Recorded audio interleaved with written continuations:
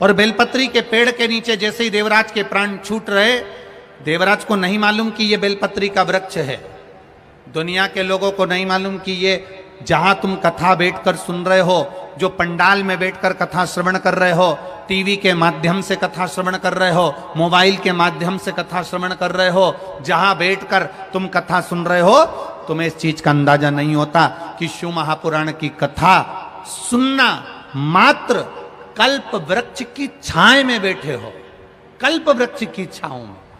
जो मांगोगे मेरा महादेव वो तुम्हें प्रदान कर देगा 3 महीने के अंदर। ये वो कल्प वृक्ष, वो कल्प वृक्ष।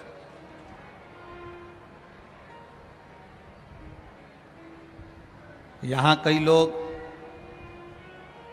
पानी की बोतल बांट रहे हैं और कई लोग खड़े होकर बार बार बोतल ले रहे हैं। हम उनसे निवेदन करना चाहेंगे, आप अपने अपने घर से 1 नहीं 2 पानी की बोतल भर कर लाओ, बैठकर ये पानी की बोतल मिल जाएगी पर कथा नहीं मिल पाएगी। ये पानी की बोतल मिल जाएगी पर कथा नहीं मिलेगी। ये तो आप जाओगे 10 रुपए की बाजार से भी ले लोगे।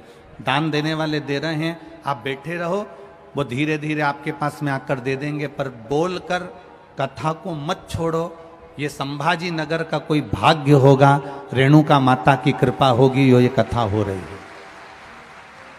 ये एक क्षण की भी ना चूके, अपने मुख से आवाज ना निकले और कथा का रसतत्व श्रवण करो। ये नहीं मिलेगी फिर बार बार। वो तो जबलपुर की कथा कैंसिल हुई और माइक पर नेपाल की भूमि से, बीरगंज से कहा कि कथा कैंसिल हो गई जबलपुर की। तो वो तो आदरणीय प्रदीप जी जायसवाल जी को आप लोगों को धन्यवाद देना चाहिए कि उन्होंने बस सुना और दौड़कर सीहोर आ गए और ये कथा लेकर आए। सीहोर में इनसे कहा गया था कि इतनी व्यवस्था करना कठिन है, लाखों लाख पब्लिक। अब आप देखिए, कथा का पहला दिन है, जितने जितने पंडाल लगाए गए थे, एक भी पंडाल में पांव रखने की जगह नहीं है। लोग धूप में खड़े हुए हैं, बाहर खड़े हुए। बड़ा कठिन है, बड़ा कठिन। ये जायसवाल जी से कहा गया था कि बहुत संभालना मुश्किल है, 7 दिन में कैसे व्यवस्था करोगे? केवल 7 दिन है आपके पास में, केवल 7 दिन, कैसे व्यवस्था होगा? जायसवाल जी के यहां से वो ऋषि कुमार जी सीहोर जब गए तो उन्होंने कहा कि आप तो बस 7 दिन है ना, बहुत हैं, आप तो कथा दो, हम अकेले नहीं करेंगे, पूरा संभाजी नगर कथा करेगा। ये पूरा संभाजी नगर, ये केवल अकेले प्रदीप जायसवाल जी की कथा नहीं है, विधायक जी की कथा नहीं, ये पूरे संभाजी नगर के एक एक जनमानस की, एक एक सनातनी की कथा। उसको सुनो, जीवन में उतारो। देवराज विचार में पड़ गए कि मैंने पुण्य कौन सा करा होगा पता नहीं, मैंने क्या करा होगा मुझे मालूम नहीं, मैंने क्या किया होगा मुझे मालूम नहीं, पर देवराज अपने प्राणों को जो छोड़ रहा है वो बेलपत्री के वृक्ष के नीचे छोड़ रहा है, बेलपत्री के वृक्ष के नीचे।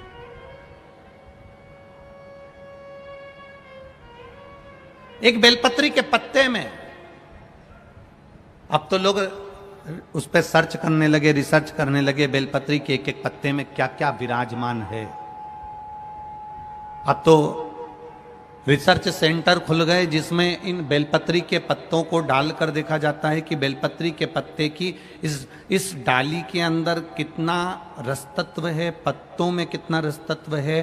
तो वैज्ञानिक सर्च कर कर निकाल रहे हैं, रिसर्च सेंटरों में निकाला गया कि एक बेलपत्री के पत्ते को मात्र खा लेने पर थायराइड, शुगर, बीपी और कैंसर तक की बीमारी और लीवर किडनी तक में आराम बढ़ जाता है। ये वो बेलपत्र का, ये कोई सहज नहीं।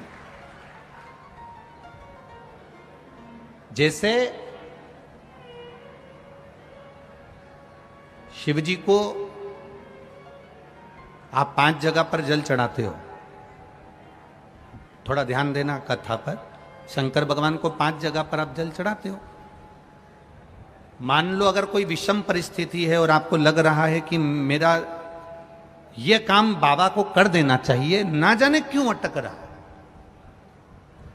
मेरे भोलेनाथ जी को मेरा ये काम कर देना चाहिए, ना जाने क्यों अटक रहा है, तो जो जो जगह पर आप जल समर्पित करते हो, जिस जिस जगह पर आप जल समर्पित करते हो, जैसे गणेश जी की जगह पर जल समर्पित करते हो, सबको मालूम है ना, स्थान तो सबको मालूम है ना गणेश जी का।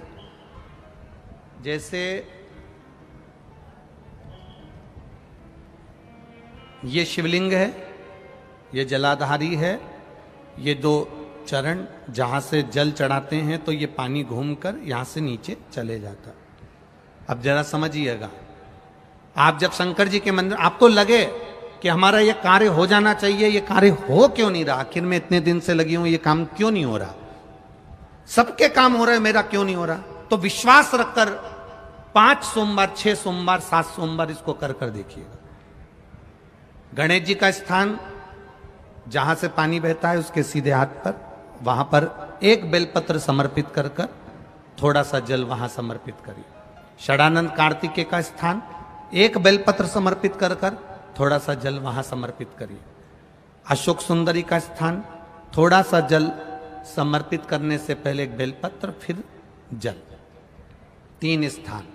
चौथा, मां पार्वती जी का हस्त कमल, एक बेलपत्र समर्पित कर कर जल चारों तरफ चढ़ाने के बाद में। 5वां, शिवलिंग के ऊपर बेलपत्र समर्पित कर कर पूर्ण जल शंकर को समर्पित कर देना। ये 5 स्थान का चढ़ा हुआ जल आपके जो काम अटक रहे हैं, जो कार्य में आपको तकलीफ आ रही है, आप बाबा को बस एक बेलपत्र और एक लोटे जल में से 5 स्थान पर जल समर्पित करने पर आप तुरंत 2 महीना भी नहीं लगेगा, मेरा विश्वास कहता है 15 या 20 दिन में बाबा उसको स्वीकार करेंगे। 15 से 20 दिन। पहला जल कहां चढ़ाना है, जम के बोलो जरा, गणेश जी वाला स्थान। दूसरा, कार्तिकेय वाला स्थान। अब इसको समझ लेना आप अच्छे से, हम ये नहीं कह रहे हैं कि तुम गणेश जी की मूर्ति पे चढ़ाओ, हमने ये नहीं बोला। हमने ये भी नहीं बोला कि कार्तिकेय जी की मूर्ति पे जल चढ़ाओ, हमने ये भी नहीं बोला कि माता पार्वती जी की मूर्ति पे जल चढ़ाओ। आप तो जो शिवलिंग रखा हुआ है और जो जलाधारी गोल है उस पे जो शिवलिंग रखा है, जहां से पानी बह रहा है, उसके राइट हैंड में गणेश, लेफ्ट हैंड में कार्तिकेय, बीच में अशोक सुंदरी, पार्वती जी का स्थान, हस्तकमल और ये शिवलिंग।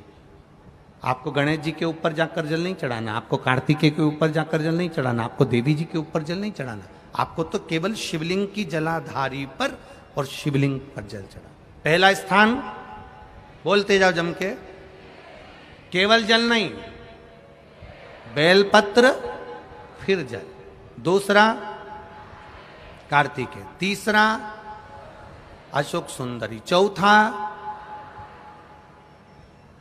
अब पार्वती जी को जो तुम जल चढ़ाओगी और बेलपत्र चढ़ाओगी, उसमें तुम्हारा स्मरण होना चाहिए, तुम कहां बैठी हो जल चढ़ाने के लिए, तुम्हारा ध्यान कहां है, कहां बैठकर शंकर जी को जल चढ़ाना चाहिए। आपको पहले भी कथा में कहा, जहां से जलाधारी का पानी बह रहा है, इसके ठीक विपरीत जगह में आप यहां बैठ जाओ।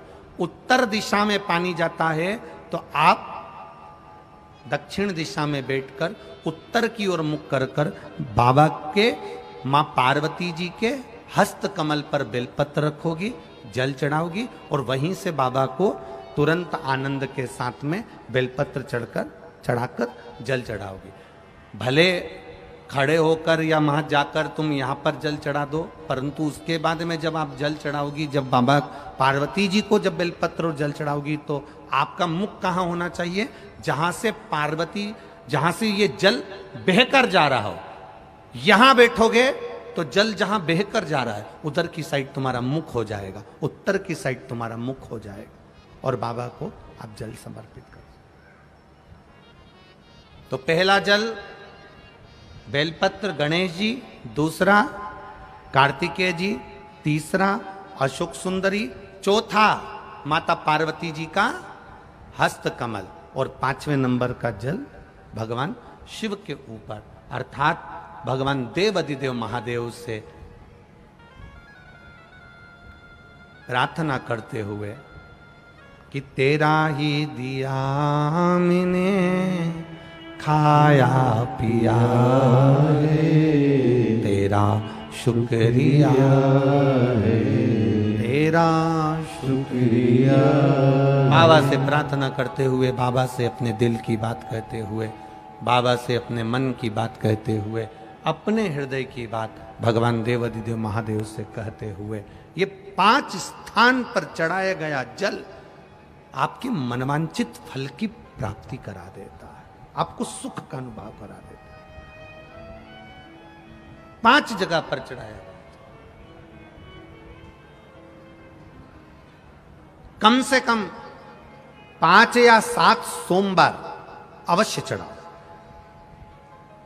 और मेरा बेटा बेटियों से भी निवेदन है, ये जल का पहले भी वर्णन किया तो किसी ने एक पत्र में लिखा, देखिए,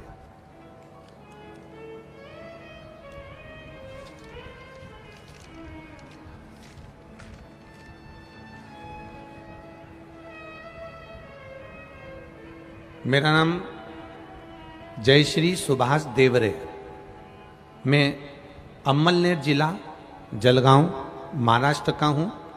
मेरा मोबाइल नंबर ये है, कहीं बैठे हैं आप ही हैं, दोनों हाथ हिला दो ऐसा एक बार, हाँ दोनों हाथ हिला दो ऐसा।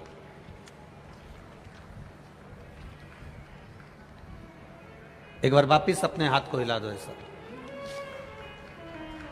जलगांव महाराष्ट्र अम्मलनेर से हूं। मेरे लड़के का नाम आशुतोष सुभाष देवरे है। 2012 में मेरा लड़का खेलते खेलते पांव में लग गई, 9 साल का था 2012 में। डॉक्टर ने उसके पांव का चेकअप करा तो उसका हड्डी में कुछ कष्ट बताया, बाद में उस पर पट्टा चढ़ा, सारा पांव धीरे धीरे धीरे धीरे जैसा था वैसा हुआ, और उसका पांव 2012 से ठीक नहीं हुआ। 12 से पट्टा चढ़ता रहा, 2012 से ट्रीटमेंट चलता रहा, दवाई चलती रही, गोलियां चलती रही, पर मेरे बेटे का पांव ठीक नहीं हुआ। 2012 में जब वो स्कूल जाता था, 9 साल का था, तब उसके पांव में तकलीफ आई। 2022 आ गया, गुरुजी कॉलेज जा रहा है, पर पांव में तकलीफ उसको और बढ़ गई, पांव ठीक नहीं हुआ। दिखाया डॉक्टर को तो उसके पांव में इन्फेक्शन है, जहां से पांव टूटा था उसकी रिपोर्टें लगाई गई हैं, जो रिपोर्टें आप लोग आस्था चैनल के माध्यम से देख सकते हैं, और एलईडी के माध्यम से भी आप अपने अपने टीवी पर माध्यम से देख सकते हैं। डॉक्टर ने इन्फेक्शन बता दिया, हड्डी गल चुकी है, हड्डी सड़ चुकी है और चलने में तकलीफ आने लगी। सारे डॉक्टरों का इलाज करवाया, पर गुरुजी आराम नहीं। फिर किसी ने कहा आप शिवजी पर जल चढ़ाओ। 5 स्थान पर जल की महत्वता गुरुजी ने पहले भी कही, आज फिर वही कथा सामने आ गई। चढ़ाइए जल। 1 लोटा जल चढ़ाना प्रारंभ करा, शिवजी पर चढ़ी हुई बेलपत्र बेटे को खिलाना प्रारंभ करी। जो डॉक्टर ऑपरेशन का कह रहे थे, जो बेटा 2012 से सही से चल नहीं पा रहा था, मात्र 8 से 10 दिन के अंदर मेरा बेटा चलने लगा और उसका पांव ठीक हुआ। ये शिव का। बैठिए बहन।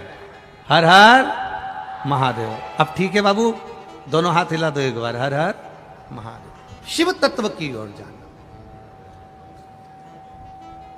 5 जगह पर चढ़ाया गया जल, 5 स्थान पर समर्पित किया गया जल साधारण नहीं होता। हम फिर निवेदन करेंगे, 5 जगह का जल और 5 जगह करा गया प्रणाम कभी खाली नहीं जाता। पहला स्थान, अपने पिता के चरणों को जो प्रणाम करता है उसको कभी गरीबी नहीं आती। दूसरा, जो अपनी माता को प्रणाम करता है वो कभी बदनसीब नहीं होता। तीसरा, जो अपने भाई को प्रणाम करता है उसकी जिंदगी में कभी गम नहीं आता। चौथा, जो अपनी बहन को प्रणाम करता है उसका चरित्र कभी गंदा नहीं होता। और पांचवा, जो अपने गुरु के चरणों को प्रणाम करता है उसकी जिंदगी में कभी कष्ट आता ही नहीं है। ये शिव तत्व। 5 स्थान पर चढ़ाया गया जल, गणेश, कार्तिकेय, अशोक सुंदरी, मां पार्वती और शिवलिंग। 5 जगह पर चढ़ाया गया जल आपके मनवांछित फल की प्राप्ति करा देता है और 5 जगह पर करा गया प्रणाम आपके जीवन को आनंदित कर देता है। पहला पिता, दूसरी माता, तीसरा बड़ा भाई, चौथे नंबर पर अपनी बहन और 5वें नंबर पर गुरु के चरण। करो प्रणाम। आज सबसे बड़ा दुख का कारण है लोग संस्कारों से विहीन हैं। संस्कारों से विहीन। टीवी पर रोज डिबेट हो रहा है। वो 16 साल की लड़की, 16 साल की बेटी, क्या नाम था, साक्षी, 16 साल की बेटी का 40 बार चक्कू मारकर और सिर पर पत्थर मारकर जो कृत्य किया गया, उसके लिए रोज टीवी पर बहुत विद्वान बैठकर डिबेट कर रहे हैं। कोई कुछ बोलता है, कोई कुछ बोलता है, कोई कुछ बोलता है, कोई उसका पुराना चरित्र निकालेगा, कोई कुछ निकालेगा, कोई कुछ निकालेगा और टीवी पर सब शो कर दिया जाएगा। मेरा तो इतना सा निवेदन है अपनी बेटियों से, हम किसी को दोष नहीं देंगे, दोष हम अपने आप को देंगे कि तुम एक भारत की भूमि पर जन्म लेने वाली बेटी, सनातन धर्म में पैदा होने वाली बेटी, हिंदू धर्म में पैदा होने वाली बेटी, सोमवार का व्रत करने वाली बेटी, गणेश जी की स्थापना करने वाली बेटी, दुर्गा की पूजन करने वाली बेटी, संत साधुओं का सम्मान करने वाली बेटी, इनके चक्कर में पड़ कैसे जाती है।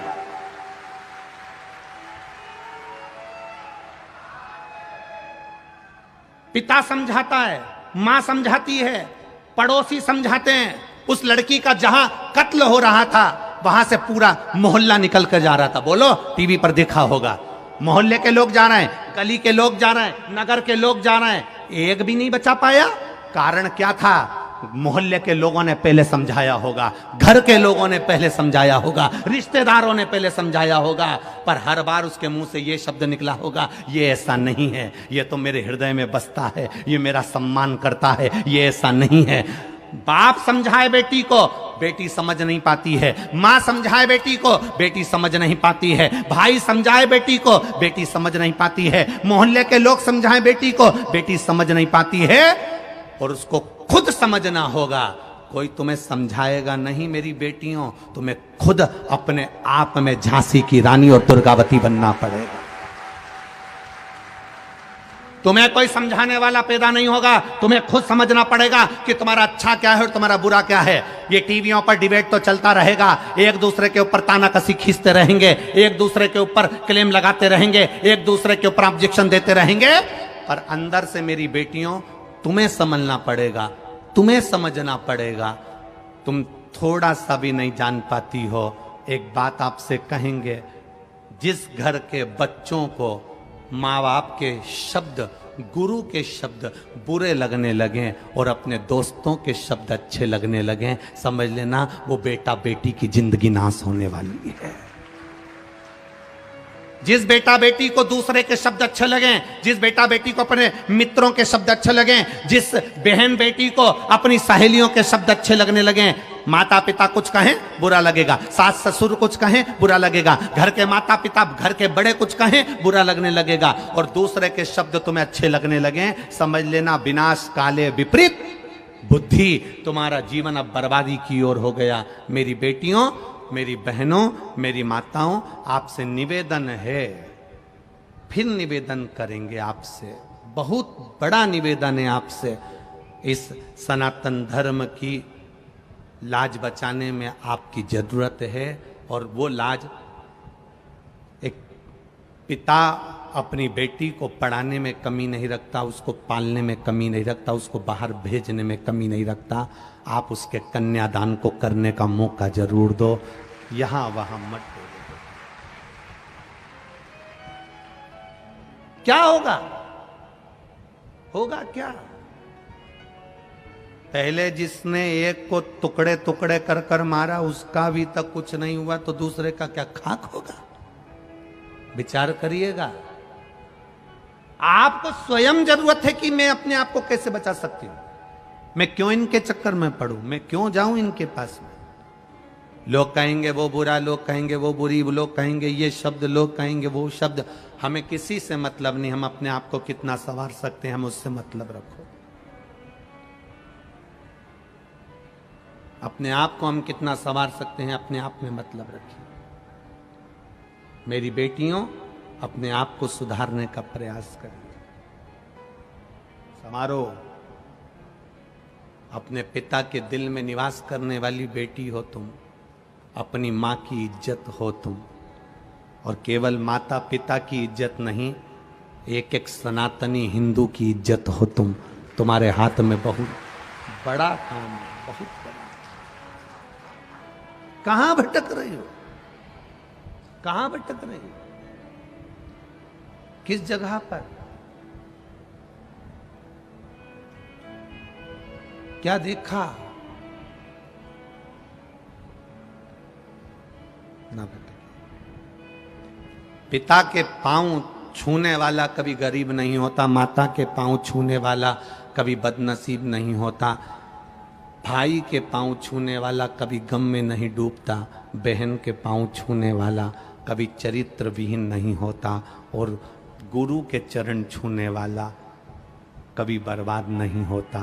दुख आ भी गया तो वापिस सेठ बनकर बिठा देता है, वो मेरा शिव का।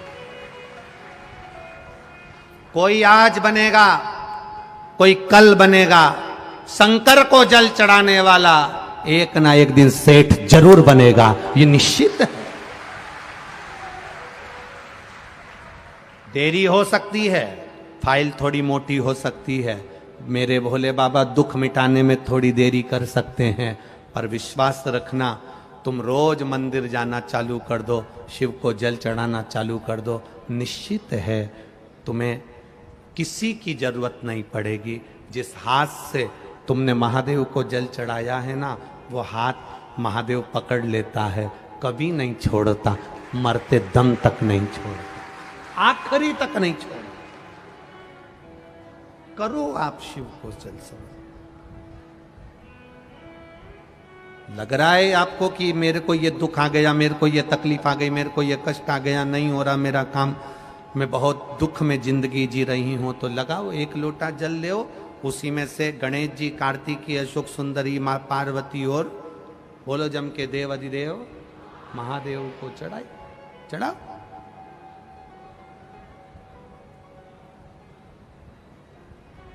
समर्पित करो।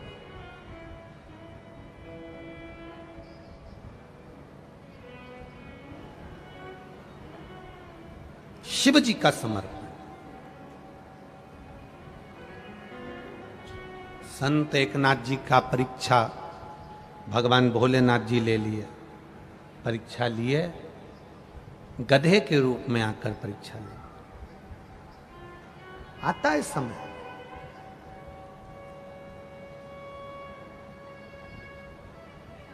शिव कथा कह रही है। देवराज प्राण छोड़ रहा है, शिवजी उसको नंदी पर बिठा कर ले जा रहे हैं। देवराज ने केवल एक प्रश्न किया भगवान शिव जी से कि मैंने आज तक शंकर के मंदिर नहीं गया, आज तक मैंने भगवान शिव की भक्ति नहीं करी, आज तक मैंने महादेव को एक लोटा जल नहीं चढ़ाया। फिर महादेव ने कैसे सुन लिया मेरा। एक पत्र आया है, उस पत्र में भी किसी ने यही लिखा है,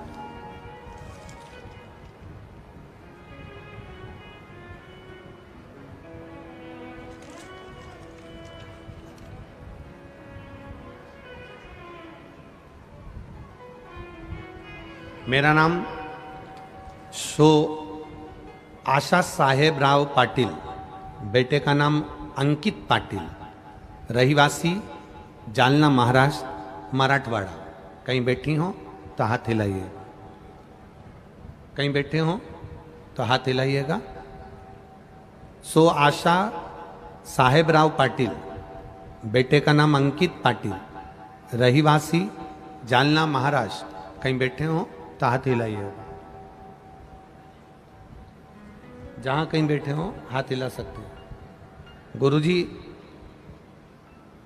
भगवान शिव की भक्ति का मैं क्या वर्णन करूं। छत्रपति संभाजी नगर के पंडाल में कथा सुनने के लिए आई हूं। बाबा को प्रणाम करती हूं, शिव जी के चरणों का स्मरण करती हूं। मैंने टीवी के माध्यम से सुना था कि 1 लोटा जल सारी समस्या का हल होता है। मेरा बेटा 1 साल से कागजी कंपनी में काम करता था। ऐसा लगता था कि बेटे को गवर्नमेंट की कंपनी में जॉब मिलना चाहिए। बेटा ना तो शंकर जी को मानता था, ना कभी किसी संत के पास जाता था, ना कभी शिव जी की कथा में जाता था, ना कभी शंकर को मानता था। 13 फरवरी को बेटे ने इंटरव्यू दिया। बस मैंने इतना सा कहा कि तू शिव जी पर एक बार भरोसा कर और 1 लोटा जल चढ़ाकर इंटरव्यू देने के लिए जा। मेरा बेटा कहता है, मां ये टीवी पर जितने महाराज आते हैं ना, इन्हें सबने अपना अपना धंधा बना के रखा है, क्यों तू चक्कर में पड़ती है इनके। मैंने अपने बेटे से कहा, दुनिया के लोग भले धंधा बनाए होंगे, सीहोर वाला महाराज कहता है कि बस 1 लोटा जल चढ़ा दो। वो कभी नहीं कहता कि तुम सीहोर आना, वो कहता है 1 लोटा जल चढ़ा दो। आज तू मेरा कहना मान ले और 1 लोटा जल शिव जी को चढ़ाना चालू कर दे। मां मेरी प्राइवेट कंपनी में नौकरी है, काय को सरकारी के चक्कर में डाल रही। तेरी सरकारी नौकरी लगेगी। वो सीहोर वाला महाराज कहता है जल चढ़ाने वाला कभी खाली नहीं होता, तू चढ़ा जल और नौकरी के लिए अप्लाई कर। मेरे बेटे ने मेरे कहने पर 1 लोटा जल शिव जी को चढ़ाना प्रारंभ करा। रोज जल चढ़ा के आता और रोज हंसता कि क्या होगा जल चढ़ाने से। बेटे ने सरकारी नौकरी के लिए इंटरव्यू देना प्रारंभ करा। मैंने उसके लिए पशुपतिनाथ का व्रत करना प्रारंभ करा। केवल 3 सोमवार हुए, फिर बाद में प्रदोष आ गया। मैंने बेटे से कहा, एक बेलपत्री, सीहोर वाला महाराज कहता है कि प्रदोष काल में शंकर का दर्शन कर ले या शिखर का दर्शन कर ले। अरे मां क्यों चक्कर में पड़ी है। बेटे को मैं मंदिर तक लेकर गई, मंदिर के अंदर नहीं गया। शिखर का दर्शन बेटे ने करा और मैंने बाबा से प्रार्थना करी, तू सच्चा है तो इसकी गवर्नमेंट जॉब लगा दे। और बाबा की कृपा से मेरे बेटे की सरकारी नौकरी का सिलेक्शन हो गया। मैं बाबा को प्रणाम करने के लिए, ये शिव तत्व है, योग घड़ी है। खाली न जाता कोई दर से तुम्हारे, भोले अपने दर से अब तो न टारो, गिरा जा रहा हो उठा लो, उठा लो। भरोसा, विश्वास, दृढ़ता अगर महादेव पर रखी है ना, टूटने नहीं देगा। आप जिस विश्वास के साथ कथा सुनने आए हो ना, यहाँ से जब जाओ भूमि को प्रणाम कर कर जाना। उस रज पर जिस पर तुम कथा सुन रहे हो उसको सिर से लगा कर जाना, कह कर जाना, 7 दिन संभाजी नगर में कथा सुनने आई हूँ बाबा, झोली खाली लाई हूँ, 3 महीने में भर देना, दूसरे पंडाल में फिर कथा सुनने जाऊंगी। ये कृपा हो, ये करूँगा।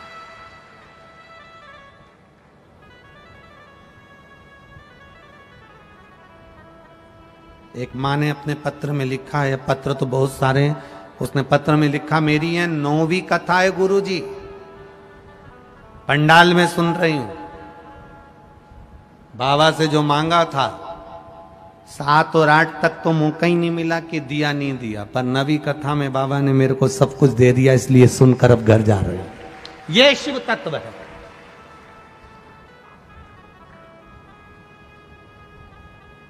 केवल भीड़ बढ़ाने के लिए या भीड़ में देखने के लिए मत आओ कि कौन कथा वाच रहा है और व्यवस्था क्या करी गई है, ये लाखों लोग क्यों आए, इनको देखने के लिए नहीं, भगवान शंकर की कथा का गुणगान करने के लिए। जितनी देर बैठो उतनी देर इस दिल को शिव से जोड़ लो। श्री शिवाय नमस्तु। जब भजन के बाद आप और हम श्री शिवाय नमस्तुभ्यम बोलें, बीच में जगह मिले तब अपने दिल से कह देना तेरी कथा इसलिए सुन रही हूं, तू कृपा कर देना। बस कथा स्थल भी ऐसी जगह मिला है, इधर कृष्णेश्वर महादेव हैं, इधर संत एकनाथ जी का पेठण है, पीछे रेणुका देवी बैठी हैं, सामने दूसरे महादेव बैठे हैं, चारों तरफ वही वही बैठा हुआ है, अपन बीच में बैठकर कथा सुन रहे हैं। चारों तरफ से कृपा हो, चारों पूरे पंडाल में 12 तो दरवाजे बना दिए, तुम्हारी मर्जी पड़े जहां से निकल जाओ, तुम मन पड़े जहां से आ जाओ। शिव कथा लगेगी धूप तेल चलाती हुई, गर्मी भी पड़ेगी, तपना भी पड़ेगा, पैदल चलकर यहां तक आना भी पड़ेगा, बहुत दूर गाड़ियां भी रोक दी जाएगी, पर 2-2 कदम चलते चलते उसका नाम लेते लेते मंजिल तक पहुंच जाना। पूरे शरीर में, पूरे शरीर में, पूरे शरीर के अंदर कोई को भी आपने प्रणाम करते देखा होगा, धोख लगाते देखा होगा, नमन करते देखा होगा, तो लोग सिर के पांव नहीं पड़ते कभी। और इधर संभाजी नगर में पड़ते हैं क्या? सिर के पांव पड़ता है कोई? नहीं पड़ता। कंधे के कोई पांव पड़ता है? बोलो जम के नहीं। हाथ के नहीं। पेट के नहीं। अगर पांव पड़े जाते हैं तो चरण के ही पड़े जाते हैं, चरणों को ही नमन करा जाता है। क्यों? क्योंकि केवल चरण ही केवल एक ऐसे होते हैं जो चलते चलते हमें मंजिल तक पहुंचा देते हैं, इसलिए उसको नमन किया। करो उसको नमन। देवादिदेव महादेव के चरणों को नमन करते रहे, करो भजन।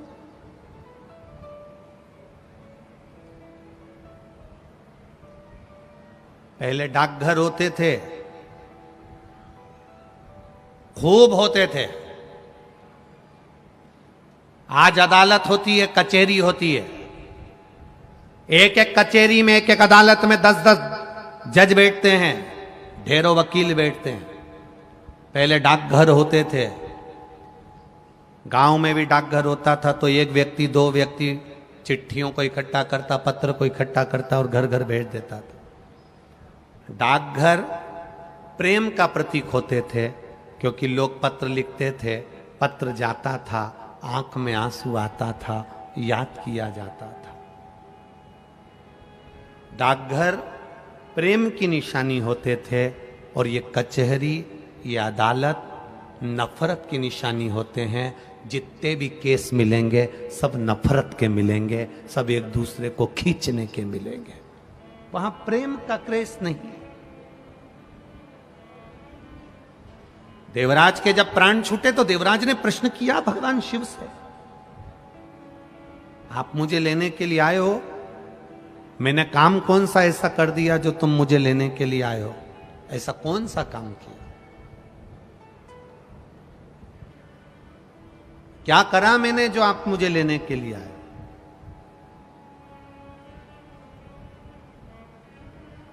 विषम परिस्थिति में भी अगर 2 रोटी अच्छी भगवान खाने को दे तो भगवान को धन्यवाद देना कि मैंने कौन सा पुण्य करा होगा जो मुझे 2 रोटी दे रहा है। पति का काम नहीं चल रहा, घर में नौकरी नहीं, सर्विस नहीं, धंधा नहीं, दुकान नहीं, किराए के मकान में रह रही हूं, तो भी तू मुझे 2 रोटी खाने को दे रहा है। पूर्व में ऐसा कौन सा पुण्य करा होगा महादेव? भगवान को धन्यवाद देना। आज अगर विषम परिस्थिति में भी तू मुझको 2 रोटी दे रहा है विषम परिस्थिति में भी आप भगवान शंकर को धन्यवाद दे रहे हो, विषम परिस्थिति में भी वो दो तुमको रोटी खाने को दे रहा है, विषम परिस्थिति में भी तुम भगवान शंकर को धन्यवाद दे रही हो, तो याद रखना वो विषम परिस्थिति को भी सम कर देगा और कब तुम्हें अपने मकान में लाकर बिठा दे कोई भरोसा नहीं। करो भजन, करो भक्ति।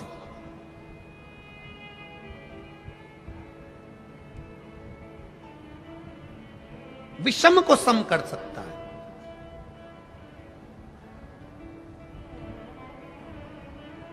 देवता का काम है तुम्हारे भाग्य में लिखा हुआ देना, वो देगा।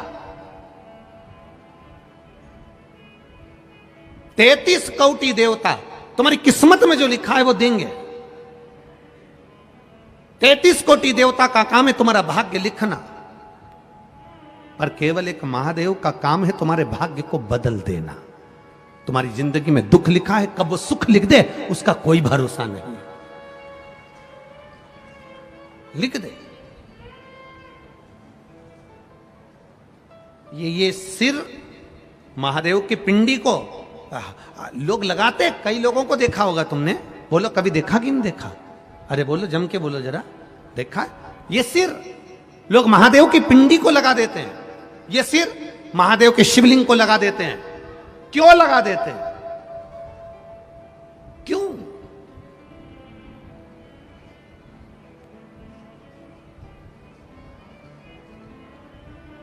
किस लिए?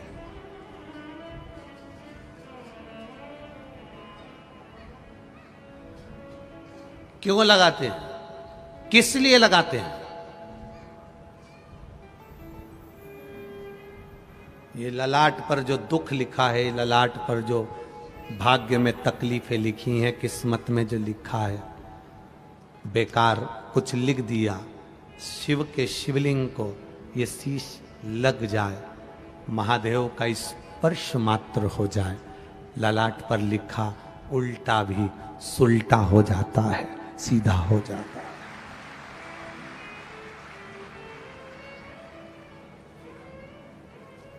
मंदिर से मिले हुए फूल,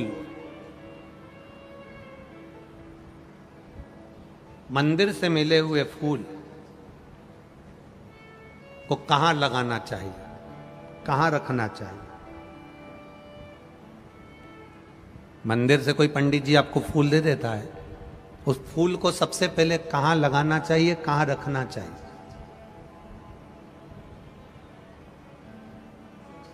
मंदिर गए, पंडित जी खुश हो गए, ब्राह्मण देवता प्रसन्न हो गए, उन्होंने मंदिर में से तुम्हें फूल उठाकर दे दिया, इस फूल को कहां लगाना चाहिए, कहां रखना चाहिए? शिव महापुराण में, लिंग पुराण में, पद्म पुराण में, स्कंद पुराण में पुष्प का भी वर्णन है कि मंदिर से मिला हुआ पुष्प नयनों से लगाकर, हृदय से लगाकर अपने कर्ण में लगाया जाता है, कानों में लगाया जाता है। कानों में क्यों? क्योंकि भगवान के प्रवेश का सबसे बड़ा दरवाजा यह कर्ण है, जो भगवान के प्रवेश को कराता है। आपने कथा सुनी, उसमें आपको मिला कि एक लोटा जल चढ़ाने से यह प्राप्ति होती है। शिव अंदर गया तब तो आपने मंदिर जाना प्रारंभ किया। अगर शिव अंदर नहीं जाता तो कोई मंदिर जाना प्रारंभ नहीं करता। लगाया हृदय से, कर्ण पर रखा, कर्ण पर रखने के बाद उसको फिर पुष्प को विसर्जन करने से पहले अगर कोई पंडित, कोई विद्वज्जन, कोई ब्राह्मण जन आपको फूल दे देते हैं, हृदय से, नेत्रों से लगाने के बाद, मस्तक से लगाने के बाद उसे थोड़ी देर कर्ण पर जरूर रखना चाहिए। कर्ण पर रखने के बाद फिर भले उसको उतार कर तुम विसर्जन कर दो, पर कान के छुए बिना उसका विसर्जन भी नहीं होता है। कर्ण का स्पर्श हो, तू प्रवेश का द्वार, ये कर्ण है जिसमें से मेरा महादेव अंदर प्रवेश करा।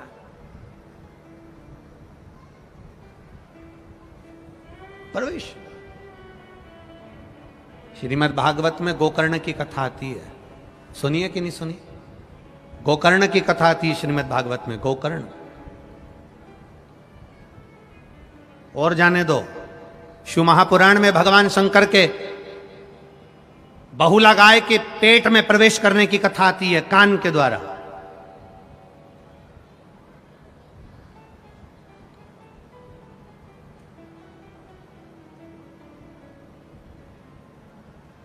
स्त्रियों को सबसे ज्यादा सुंदर आभूषण पहनने की अगर सुंदरता लगती है तो वो कान में ही लगती है। कभी तुमने सुना 16 संस्कार में एक संस्कार है कर्ण छेदन संस्कार। कौन सा? कर्ण छेदन। कान को छेदा जाता है। क्यों छेदा जाता है? किस लिए? क्या जरूरत पड़ गई इस कानों को छेदने की? क्या जरूरत पड़ गई इन कानों में पिन लगाने की? क्या जरूरत पड़ गई इन कानों को छेद करने की? एक लड़की की शादी करने से पहले उसके कानों को छेद दिया जाता है। बाल्यावस्था में कन्या को, बेटी को कानों में छेद दिया जाता है। कानों में छेद।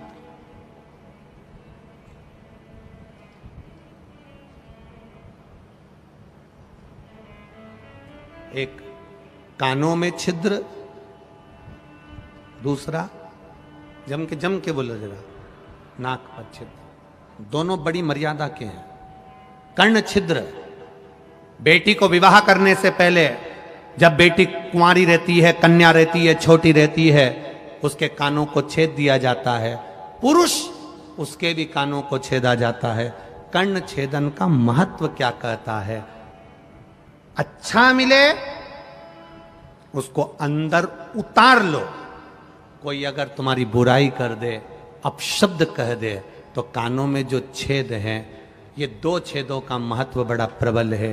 एक छेद अच्छाई को लेने के लिए है, दूसरा छेद जिसमें कुंडल डाले हैं। ये छेद जब कोई बुरा बोले तो उस छेद में से बाहर निकालने के लिए है, ये अंदर प्रवेश के लिए नहीं। कानों के 2 छेद, एक जो तुमने कान छेदन करा है, कुंडल पहने हो, उससे अपनी बुराई को, अपने को कोई अपशब्द कह दे, ताना दे दे, गाली दे दे, आड़ा टेढ़ा कह दे, अपशब्द कह दे, तुम्हारी निंदा कर दे, बुराई कर दे, अपशब्द कहे। हमने पहले भी कथा में वीरगंज की कथा नेपाल से कहा था, भगवान से प्रार्थना करते समय एक प्रार्थना ये भी करना कि मुझे अपनी बुराई सुनने की सहनशीलता देना। इतना जरूर करना भोलेनाथ कि लोग मेरी बुराई करे तो मैं सुन सकूं, किसी को अपशब्द ना बोलूं, वो आड़ा टेढ़ा बोले मैं सुन लूं, वो मुझे गाली दें मैं सुन लूं। क्योंकि दुनिया के लोगों को सुनने की आदत खत्म हो गई। एक बहू आती है तो वो कह देती है हम किसी की नहीं सुनेंगे। सास है तो वो भी कह देती है तू कल की आई मैं तेरी सुनूंगी। बाप बेटे से कह देता है मैं तेरा बाप हूं, मैं किसी की नहीं सुनूंगा। बेटा कह देता है मैं भी किसी की नहीं सुनूंगा। पड़ोसी कह देते हैं लड़ाई में हम किसी की नहीं सुनेंगे। रिश्तेदार कह देते हैं हमसे मुंह मत मिलाना, हम किसी की नहीं सुनेंगे। तो सुनेगा कौन? सियोर वाला महाराज। तुम नहीं सुनोगे, सुनेगा कौन? सास के मैं नहीं सुनो, बहू के मैं नहीं सुनो, बच्चे के मैं नहीं सुनो, बाप के मैं नहीं सुनो, परिवार वाले के मैं नहीं सुनो, तो सुनेगा कौन? और यहां शिव महापुराण की कथा कर रही है सुनने की आदत डालो। अब क्या करोगे? अब करोगे क्या? तुम ये विचार करो, होगा क्या? ये तो उसी में का हाल हो गया जैसे एक पति पत्नी का आपस में झगड़ा हो गया, और झगड़ा भी इस बात पे हुआ कि घर में इतने मेहमान आते रहते हैं, तू मेरा बजट बिगाड़ देती है, पूरा खर्चा लगा देती है, पूरा पैसा बर्बाद करने में लगी है। पत्नी चिल्ला के दौड़ी सिर पे पल्लू लेकर, मेरे मेहमान थोड़ी ना आ रहे, सब तुम्हारे आते हैं, इतना तक खा के जाते हैं, कभी तुम्हारे पिताजी के, कभी तुम्हारी माँ के, कभी तुम्हारे भाई के, इतने मेहमान आ रहे, जब देखो जब मुझसे झगड़ा करते रहते हो। पति बोला मेरा बजट बिगड़ रहा है, 20-25 हजार रुपए तो इन मेहमानों के चक्कर में खत्म हो जाते। अब दोनों लड़ रहे थे, इतनी देर में एक मेहमान सूटकेस लेकर फिर आ गया। जो मेहमान दरवाजे पर आया पति ने पत्नी से कहा सामने से मेहमान आ रहा है, अपन दोनों झगड़ा जम के करेंगे, मैं तुझे मारूंगा तू रोना। मेहमान भग जाएगा। अब इसने पत्नी को मारना चालू करा और पत्नी ने रोना चालू करा। मेहमान ने देखा ये अभी से तो झगड़ रहे हैं और मैं अंदर जाऊंगा तो क्या मतलब। मेहमान वापिस चला गया। मेहमान दरवाजे से वापिस गया।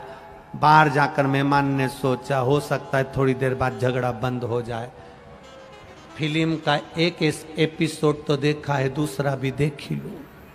तो वो पीछे के दरवाजे से अंदर आ गया। पति पत्नी से बोला मैंने तुझे मारा ही नहीं। पत्नी बोली मैं भी रोई नहीं। मेहमान पीछे से बोला मैं गया ही नहीं।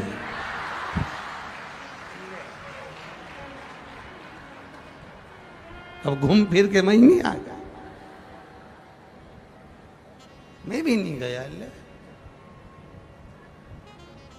भगवान से कहो कि हम अपनी कोई बुराई करे, निंदा करे, अपशब्द कहे, ताने दे, हम सुन ले। सुन नहीं पा रहे ना, इसीलिए अदालत में ज्यादा केस जा रहा है। ये अदालत में इतने केस किस लिए हैं? ये अदालत में इतने जज क्यों बैठ रहे हैं? अदालत में इतने वकील क्यों बैठ रहे हैं? क्योंकि हम सुन नहीं पा रहे।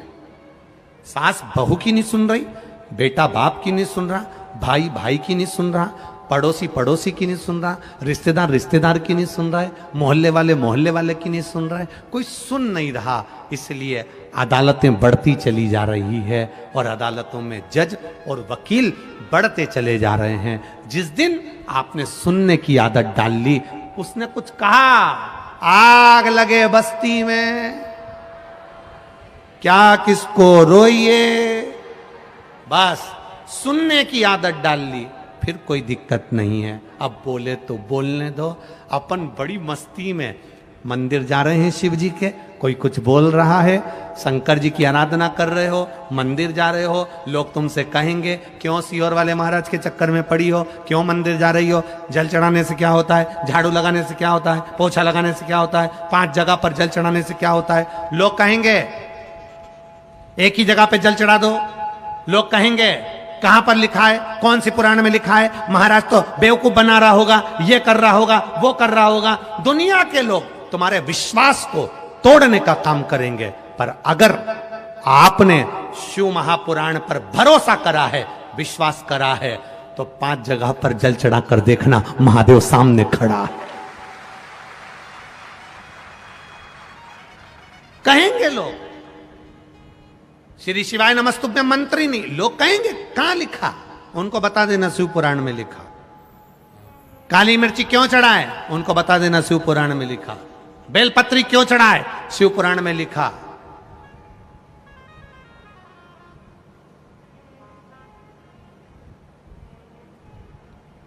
लोग थोड़ा सा पढ़ते हैं, खुद को विद्वान समझते हैं और शिव पुराण में, भागवत पुराण में, नर्मदा पुराण में, गर्ग संहिता में, इन पुराणों में से लोग उसके दोष निकालना प्रारंभ करते। ये तो है ही नहीं, हमने तो सुना ही नहीं, हमने तो पढ़ा ही नहीं। पढ़ो पढ़ो।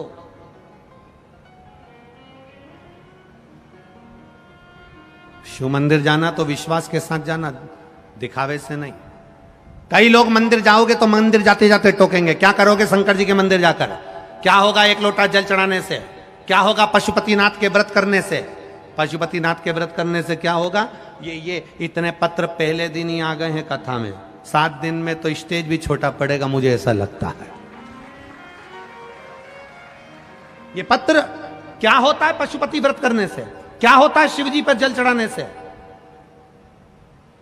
ये सारे पत्र यहीं रहेंगे, यहीं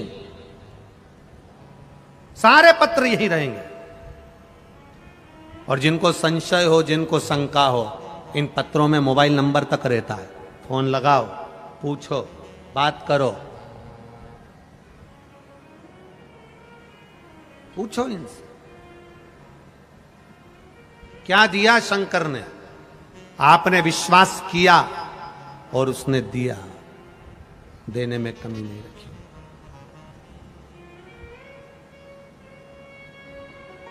करो भरोसा।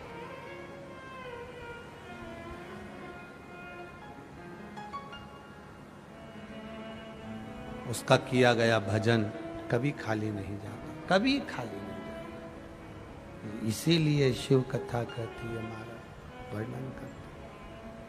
आप करो उसका स्मरण।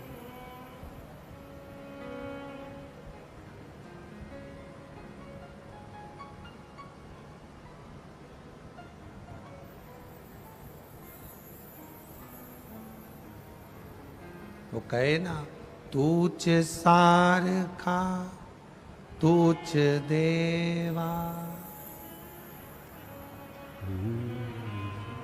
तुला कुणाचा नाही है, वेलो वेली संकटा तुनी तारसी मानवा, केशवा माधवा तुझ्या नामात रे गोडवा। तेरे चरणों की भक्ति, तेरा चरणों का स्मरण, तेरी करी गई भक्ति दृढ़ी हो, दृढ़ी। देवराज ने पूछा, मैंने कौन सा पुण्य करा था जो मुझे शंकर के धाम लेकर जा रहे हो? भगवान शिव के गण बोले, तेरी माता रोज शंकर जी के मंदिर में जाकर 1 लोटा जल चढ़ाती थी। घर का एक व्यक्ति भी अगर शिव के मंदिर में 1 लोटा जल चढ़ा रहा है तो वो 7 पीढ़ी नहीं 71 पीढ़ी को पार लगा रहा है। 1 लोटा जल शिव को समर्पित करने वाला 71 पीढ़ी को पार लगा।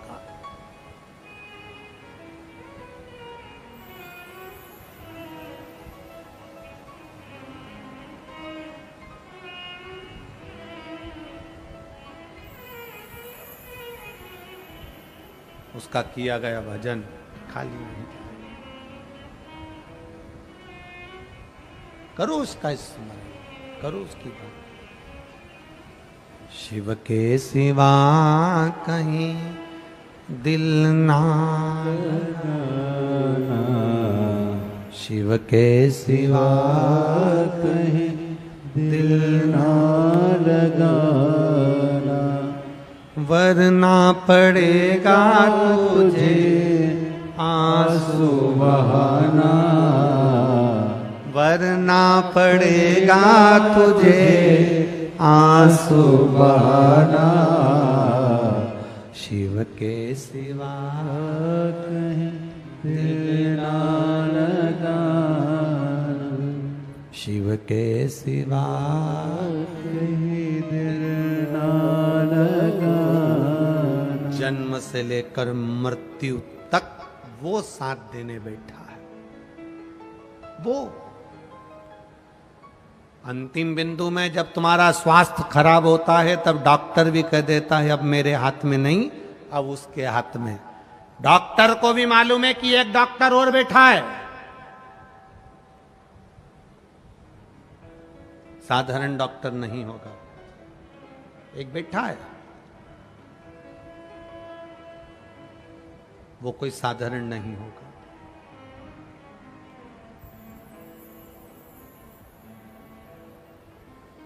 करो भजन शिव का, करो स्मरण शिव का।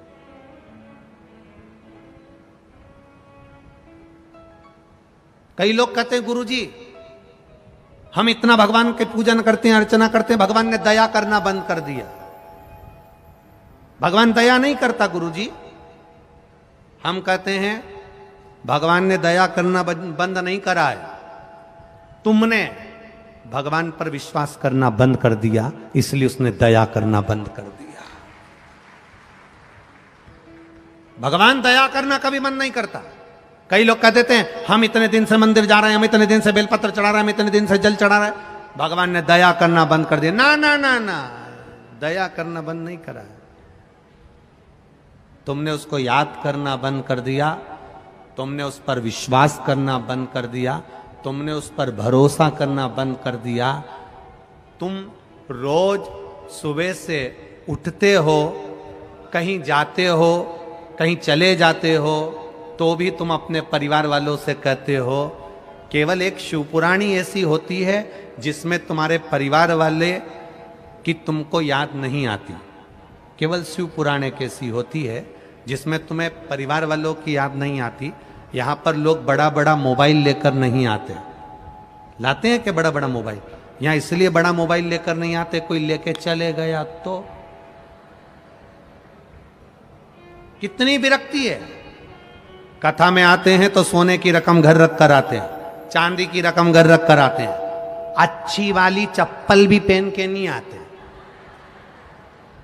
जरा ध्यान देना, कितनी विरक्ति। सब कीमती कीमती सामान घर में छोड़कर आए, जो ऐसा ही था हल्का पुल्का किसी काम का नहीं, वो सब पहन के, साड़ी भी ऐसी पहन के आए।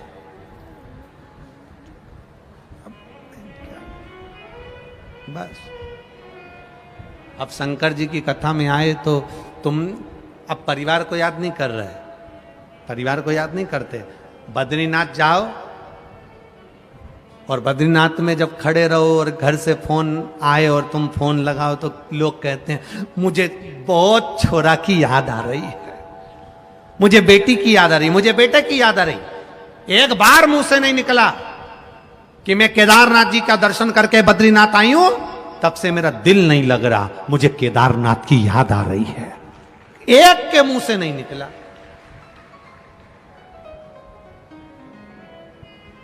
ये बाजू में कृष्णेश्वर महादेव बैठे हैं, 12वें नंबर का ज्योतिर्लिंग तुम्हारे छत्रपति संभाजी नगर के पास में 12वें नंबर का ज्योतिर्लिंग कृष्णेश्वर महादेव विराजमान है, पूर्ण ज्योतिर्लिंग विराजमान है।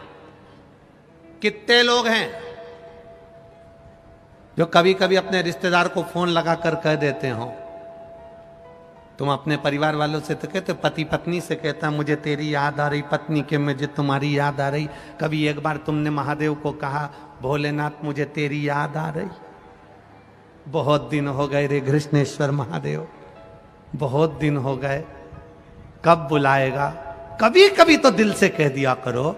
तो कृष्णेश्वर महादेव यही 35 किलोमीटर दूर है, हनुमान जी पास में सो रहे हैं, उनको जगाएंगे। कौन से भद्रा मारुति, हाँ, शंकर जी उनको जगा कर कहेंगे उठो जाओ।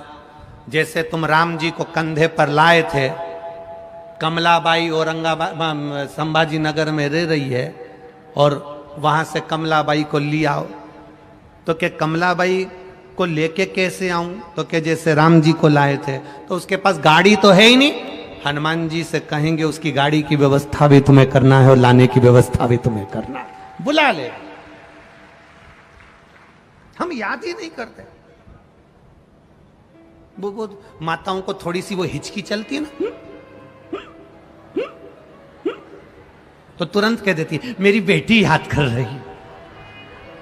एक बार हिचकी चले, एक बार नहीं बोली सियोर वाला महाराज याद कर रहा है, एक बार नहीं बोली, एक बार।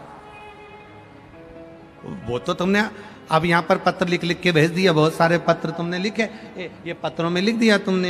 एक कोई ने लिखा है नम्रता गंगाधर यदुल्ले, कहीं बैठी हैं आप ही हैं, हाँ हिलाओ हाथ जरा, दोनों हाथ हिलाओ।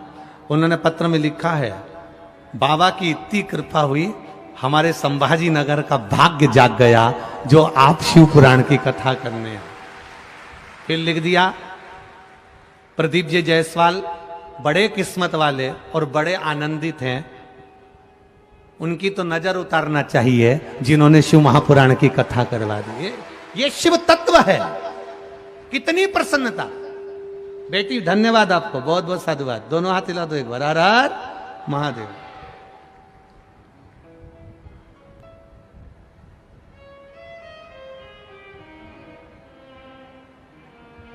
मैंने बाबा से विनती करी थी जल चढ़ाते समय, पशुपति व्रत करते समय, टीवी पर कथा सुनती थी तो बाबा से कहती थी हमारे गांव में कब आओगे।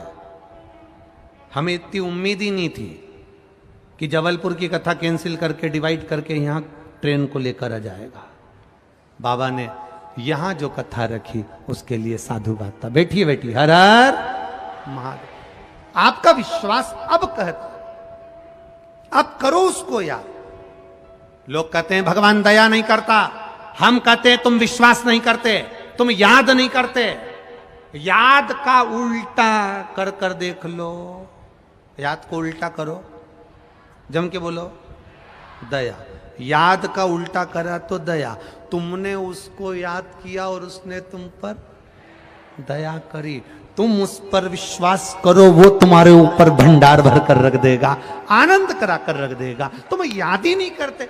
जब देखो जब याद करते हो, मेरे को तेरी याद आ रही, मेरे को उसकी याद आ रही, मुझे छोरा की याद आ रही, मुझे पत्नी की याद आ रही, मुझे पति की याद आ रही। एक दिन दिल से कह दो मैं शंकर के मंदिर नहीं गई, इसलिए मुझे महादेव की याद आ रही। आज मेरा तुम्हारा चेहरा घर में उतरा रहे, तुम्हारा चेहरा उतरा रहे। 5 दिन 7 दिन माताएं जब रजोधर्म में आती हैं, रजस्वला हो जाती हैं।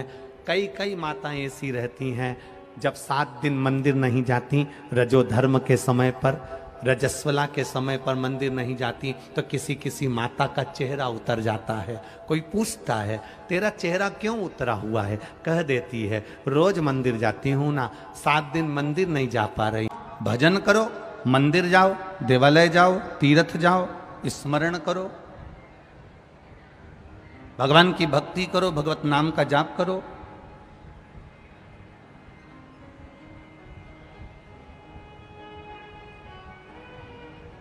देवराज के शरीर में तप है, देवराज के शरीर में कष्ट है, और देवराज के शरीर में जो कष्ट था, वो कष्ट के कारण देवराज मन को महादेव से नहीं जोड़ पा रहा। आप सबसे निवेदन है, जितने भी लोग छत्रपति संभाजी नगर में आए हैं,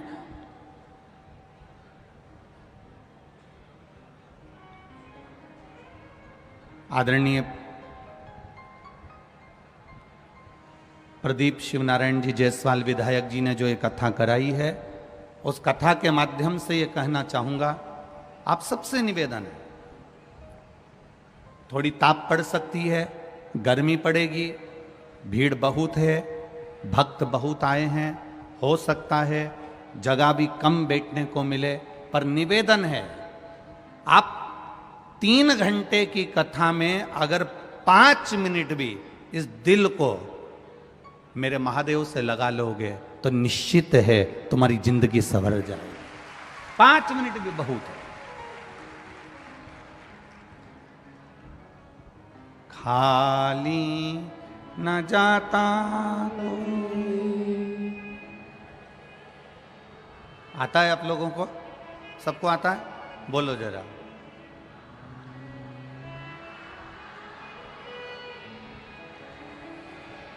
दर से तुम्हारे खाली न जाता कोई, दर से तुम्हारे मैं भी खड़ा हूँ, नन्ही बाहें पसारे, अपने हृदय से लगा लो, लगा लो, गिरा जा रहा हूँ, उठा लो, उठा लो, गिरी जा रही हो, उठा लो, उठा लो, भोले अपने दर से अब तो न टारो, गिरा जा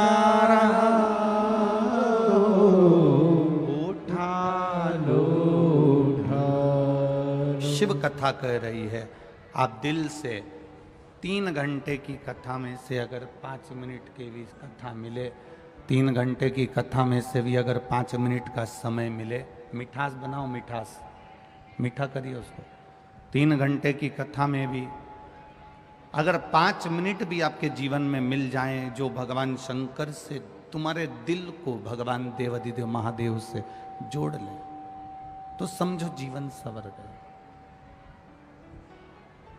सार्थक हो गया। बहुत कठिन जिंदगी है, बहुत कठिन, और उस कठिन जिंदगी को भी सरल बनाने का तरीका सिखा देती है शिव महापुराण की कथा।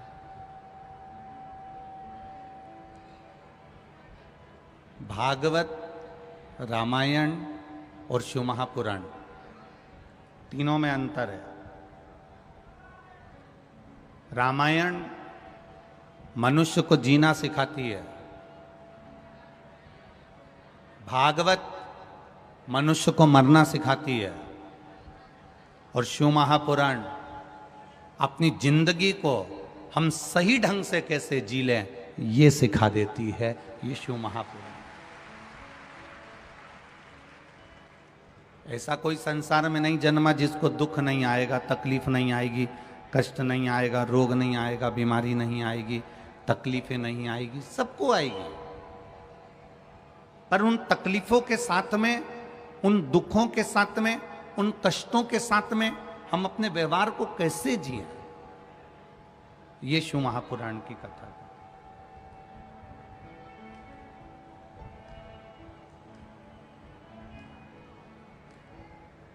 एक बार स्वामी विवेकानंद जी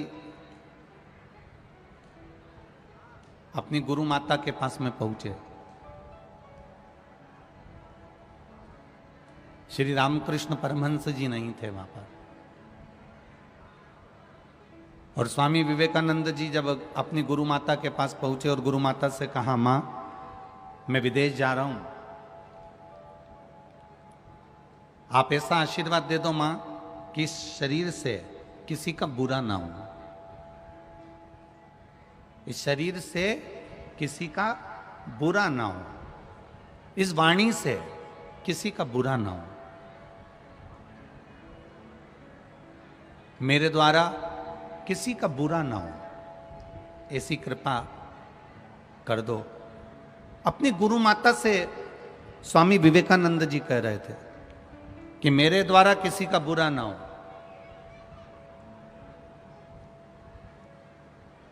गुरु माता बैठी हुई थी और गुरु माता सब्जी बना रही थी, भाजी बना रही थी, दाल बना रही थी, और उन्होंने स्वामी विवेकानंद जी, वो तेरे पास में चक्कू पड़ा है, तेरे पास में जो चाकू पड़ा है ना, वो चाकू मुझे दे दे। बिल्कुल गुरु माता के बिल्कुल पास में चाकू पड़ा था, पर गुरु माता ने चाकू नहीं उठाया और स्वामी विवेकानंद से कहा कि वो चाकू उठा के मुझे दे दे। बहुत ध्यान लगाकर सुनना कथा को। स्वामी विवेकानंद जी कह रहे हैं, मां मुझे आशीर्वाद दो कि मेरे शरीर के द्वारा, मेरे द्वारा, मेरी वाणी के द्वारा किसी का दिल ना दुखे, किसी को कष्ट ना हो, किसी को तकलीफ ना हो, किसी को कोई दुख ना हो। गुरु माता ने कहा तेरे पास में चाकू पड़ा है, मेरे को उठा कर दे दे। स्वामी विवेकानंद जी ने चाकू दिया तो गुरु माता ने कहा, स्वामी विवेकानंद तू जिंदगी में कभी किसी का बुरा कर ही नहीं सकता, मुझे आशीर्वाद देने की जरूरत नहीं है। स्वामी विवेकानंद ने गुरु माता के चरण पकड़कर कहा, मां तू कैसे कह सकती है कि मैं किसी का बुरा नहीं कर सकता। गुरु मां ने कहा, मैंने तुझसे चाकू मांगा था, तूने जो चाकू मुझे दिया ना, उस चाकू की जो नोक थी, चाकू की जो धार थी, उसको तूने अपनी साइड से पकड़ा, और जो चाकू का हत्था था उसको तूने मुझे दिया। जो खुद अपनी ओर दुख को कर लेता है और दूसरे को सुख दे देता है, वो दुनिया में कभी दुखी नहीं हो सकता।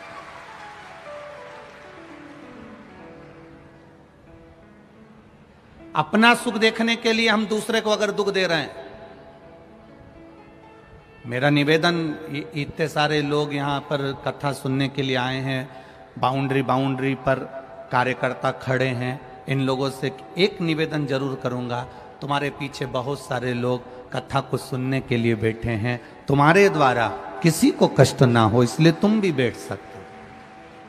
ये स्वामी विवेकानंद जी का चरित्र कह रहा है, अपने द्वारा हम किसी को कष्ट ना दें, अपने द्वारा हम किसी को दुख ना दें, अपने सुख के लिए हम दूसरे को दुख ना दें। मत बुरे कर्म कर बंदे, वरना पछताएगा। भगवान की आंखों से तू बच नहीं पाएगा, तू बच नहीं पाएगा। अरे ओ अज्ञानी मत करना नादानी, तेरे कर्म का फल भी तू ही पाएगा। जैसा किया तूने तेरे आगे आएगा। मत बुरे कर्म कर बंदे, वरना पछताएगा। भगवान की आंखों से तू बच नहीं पाएगा, तू बच नहीं पाएगा। ये शिव कथा कर रहे।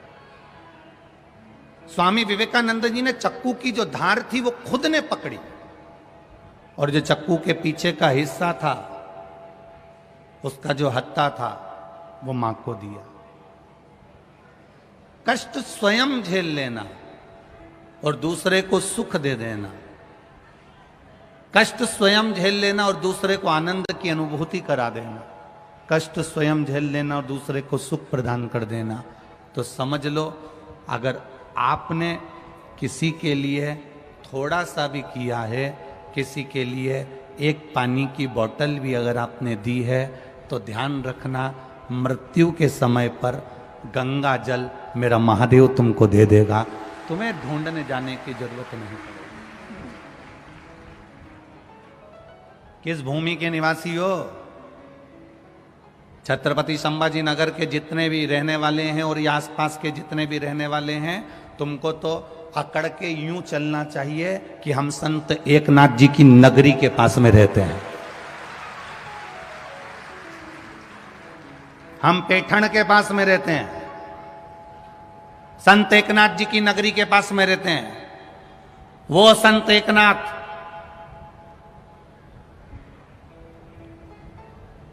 जो त्रिवेणी के संगम पर से गंगा का जल भरकर रामेश्वर भगवान को चढ़ाने के लिए जा रहे थे।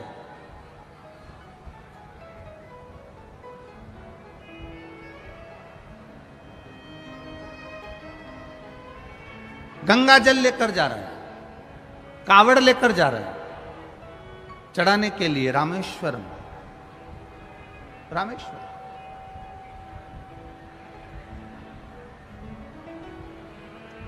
संत एकनाथ जी के मन में भाव जागृत हुआ कि मेरा मन है कि मैं रामेश्वर जाऊं और गंगा जी का जल शिव जी को चढ़ाऊं।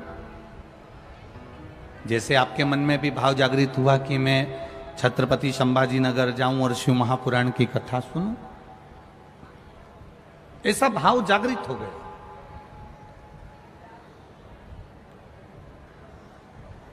अब संत एकनाथ जी अपनी टोली के साथ में पहुंच गए त्रिवेणी के संगम पर, गंगा जी, यमुना जी, सरस्वती जी के तट पर। जल भरा, कांवड़ ली, चल दिए। अब भोले तो भोले, शिव तो शिव। शंकर भगवान जैसी परीक्षा दुनिया में कोई नहीं लेता। जितनी शिव परीक्षा लेते हैं उतना कोई नहीं लेता। जितनी शिव परीक्षा लेते हैं उतनी परीक्षा कोई नहीं ले सकता, और जितना शिव देते हैं उतना दुनिया में कोई नहीं दे सकता।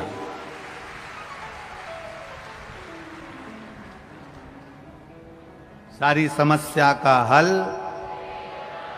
शंकर भगवान क्या दे देते हैं ये किसी को नहीं। एक पत्र आया, अभी बहुत सारे पत्र हमने पढ़े नहीं है, पर ये थोड़े से पत्रों में वर्णन है, देखिए।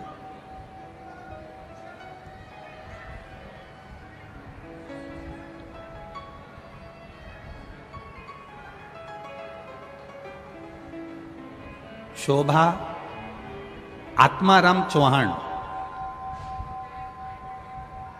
चीखली, जिला बुल्ढाना, महाराष्ट्र की रहने वाली हूँ। मोबाइल नंबर ये है, कहीं बैठी हो तो हाथ हिलाइएगा। अगर कहीं बैठी हो तो हाथ हिलाइएगा। शोभा आत्माराम चौहान, चीखली,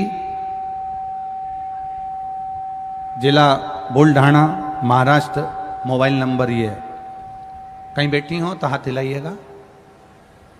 अब एक तो तुम इतने सारे तो आए हो, दिखोगे भी नहीं कि कहाँ बैठे हो, ठीक है। फिर भी अगर कहीं बैठी हो तो हाथ हिला दीजिएगा। शोभा आत्माराम चौहान, चीखली, बुल्ढाना, महाराष्ट्र। Mobile number. मेरा नाम शोभा चौहान है। मेरी बेटी 5-6 साल से परीक्षा की तैयारी कर रही थी गवर्नमेंट की, लेकिन उसको कोई भी रिजल्ट नहीं आया। बहुत परेशानी आ रही थी। 2 से 3 बार जॉब मिलने के आसार लगे पर हुआ नहीं। जब सद्गुरु से हार गई, सब जगह से जब परेशानी आने लगी, तब उसने पशुपतिनाथ का व्रत किया और शिवजी पे 1 लोटा जल चढ़ाना प्रारंभ करा। शंकर भगवान पे 1 लोटा जल चढ़ाती और शिवजी को 1 लोटा जल चढ़ाती और पशुपतिनाथ का व्रत करती। 1 लोटा जल देवादिदेव महादेव को चढ़ाकर, शिवजी पर जल चढ़ाकर पशुपतिनाथ का व्रत करती। और अब विश्वास उसका बढ़ गया। उसने मुझसे कहा, मां, शिवजी ही अब मुझे पास कर सकते हैं और मेरे अब गवर्नमेंट जॉब लगेगी, निश्चित है। बाबा की कृपा का मैं क्या वर्णन करूं गुरुदेव। पशुपतिनाथ का दूसरा सोमवार हुआ और बाबा की कृपा से मुंबई पुलिस में मेरी बेटी का जॉब लग गया। मैं बाबा को यहां प्रणाम करने के लिए आई।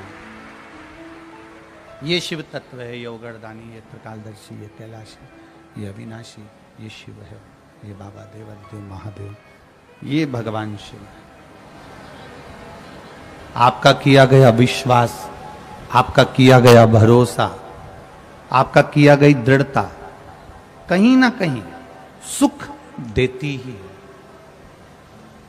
एक पत्र और बड़ा सुंदर है।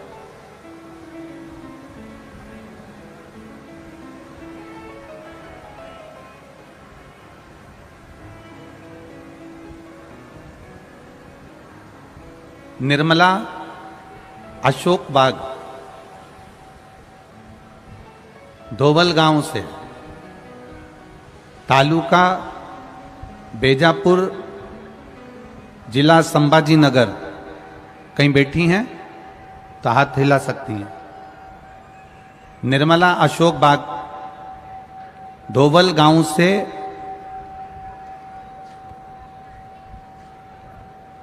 बेजपुर, जिला संभाजी नगर। कहीं बैठी हो तो हाथ, आप ही हैं, दोनों हाथ हिला दो ऐसा। हाँ, दोनों हाथ हिला दो ऐसा। गुरुजी, मेरी पड़ोसन सीहोर गई थी, वहां से कंकर लाई थी। कंकर को ही मेरी पड़ोसन ने मुझे लाकर दे दिया और शंकर जी के मान में पूजन करने लगी। मेरी पड़ोसन ने कहा, ये वो कंकर है। सीहोर वाले गुरुजी कहते हैं कि कंकर शंकर की भूमि का कंकर स्पर्श मात्र हो जाए और पूजन हो जाए तो वो 3 महीने में फल प्रदान कर देता है। 3 महीने में फल दे देता। गुरुजी, मेरी बेटी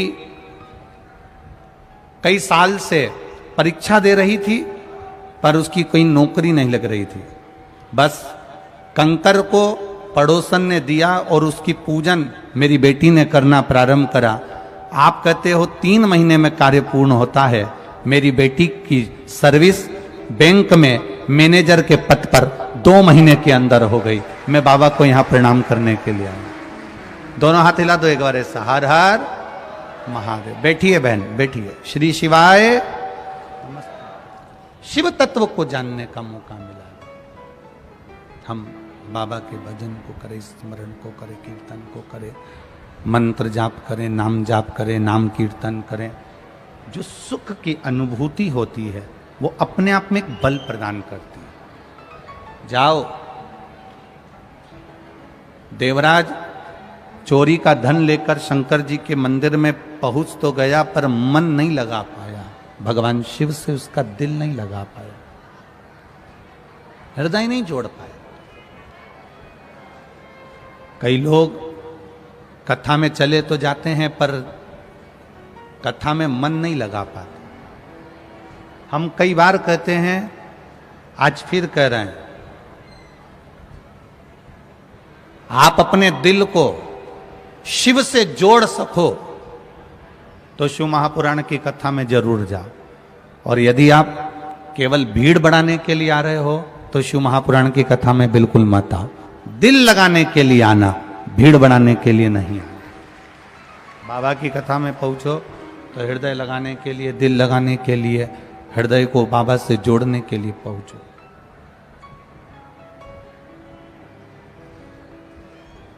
भगवान से जोड़ने के लिए पहुंचो। देवराज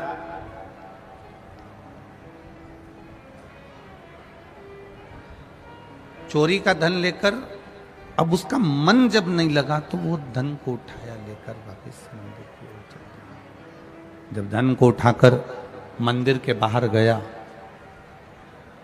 अब करे क्या?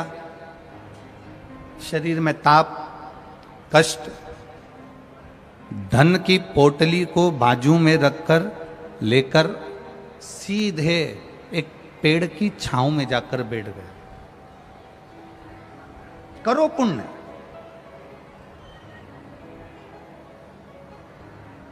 देवराज को नहीं मालूम कि मैं बेलपत्री के पेड़ के नीचे हूं।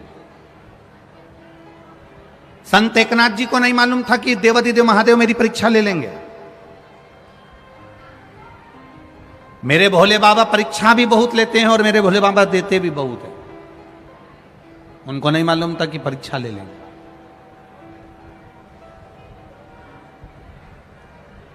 चले देवराज जैसे पेड़ के नीचे जाकर बैठा, संत एकनाथ जी गंगा का जल लेकर, कांवड़ लेकर रामेश्वर के लिए निकल गए। और संत एकनाथ जी जब रामेश्वर के लिए निकले,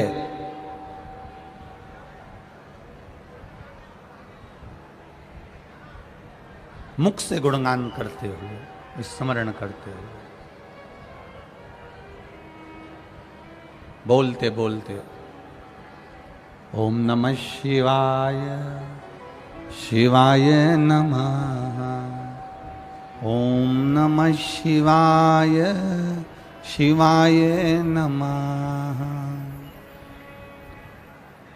ओम नमः शिवाय, शिवाय नमः, ओम नमः शिवाय, शिवाय नमः, ओम नमः शिवाय, शिवाय नमः, ओम नमः शिवाय, शिवाय नमः, शिवाय नमः, शिवाय नमः, ओम नमः शिवाय, शिवाय नमः। चले संत एकनाथ जी बोलते बोलते चले। अब देखिए मेरे महादेव ने क्या परीक्षा ली। परीक्षा बहुत लेता है बाबा, और परीक्षा लेने के बाद जब देता है तो कमी नहीं देता। ये आप लोगों की परीक्षा है। चिलचिलाती हुई धूप, पार्किंग भी 2 किलोमीटर दूर, वहां से पैदल चलकर यहां तक आना, चिलचिलाती धूप में बैठना और बैठकर महादेव का भजन करना, बैठकर भगवान शिव का गुणगान करना। और उसमें भी पड़ोसन कहीं निकल कर जा रही है तो लात रखती रखती चली जा रही है। कोई ने बैग अपने ऊपर रख दिया, कोई ने पांव रख दिया, कोई ने हाथ रख दिया, कोई पड़ोसन बात कर रही है तो कोई कोहनी मार रही है, तो कोई कुछ कर रही है, तो कोई कुछ कर रही है। उस बीच में महादेव से लगन लगाना ये बहुत कठिन काम है महाराज, बहुत कठिन, बहुत कठिन। परीक्षा बहुत लेता है। इतनी परीक्षा मेरा देवाधिदेव महादेव लेता है, इतनी परीक्षा मेरा महादेव लेता है। पर जब परीक्षा ले लेता है, परीक्षा लेने के बाद मेरा महादेव जब देता है तो झोली भी छोटी पड़ जाती है, इतना मेरा महादेव दे देता है। ये शिव तत्व है, ये शंकरी अवघड़ी है, ये शिव तत्व। बेहोशी में भूमि पर गिर गए, जमीन पर गिर गए। और मेरे भोलेनाथ जी जब जमीन पर, एक गधा जमीन पर पड़ा हुआ है, संत एकनाथ जी गंगा जल लेकर जा रहे हैं। जल ले जाते जो संत एकनाथ जी ने देखा कि कोई गधा प्यास से बिलख रहा, प्यास लग रही उससे बिलख रहा, बार बार गिर रहा है, बार बार खड़ा हो रहा है, फिर गिर रहा है, फिर खड़ा हो रहा है। संत एकनाथ जी ने देखा, संत स्वभाव बड़ा निर्मल स्वभाव होता, बड़ा निर्मल। और संत एकनाथ जी ने जब देखा, गंगा जल में से गंगा जली उठाई, कावड़ में से गंगा जल उठाकर गधे को पिलाना प्रारंभ करा। साथ में जितने लोग थे सब कहने लगे, ये जल तो तुम प्रयागराज से लेकर आ रहे हो, त्रिवेणी संगम से लेकर आ रहे हो, और रामेश्वर बाबा को चढ़ाना है, और तुम ये जल यहां गधे को पिला दे रहे हो। संत एकनाथ जी ने कहा, सबसे बड़ी सेवा है एक जीव की सेवा कर दे, एक जीव की सेवा कर दे, यह दुनिया की सबसे बड़ी सेवा। कभी प्यासे को पानी पिलाया नहीं, बाद अमृत पिलाने से, बोलो बोलो जम के बोलो, क्या फायदा। कभी गिरते हुए को उठाया नहीं, बाद आंसू बहाने से क्या फायदा। उस लाभ का क्या मतलब।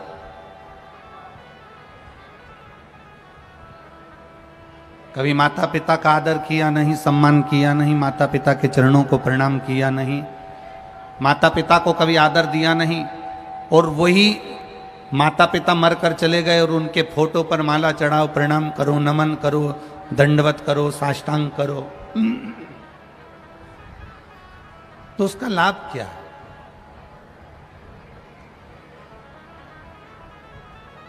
शिव कथा कह रही है, भगवान शंकर का संवाद कह रहा, शिव महापुराण कह रही है।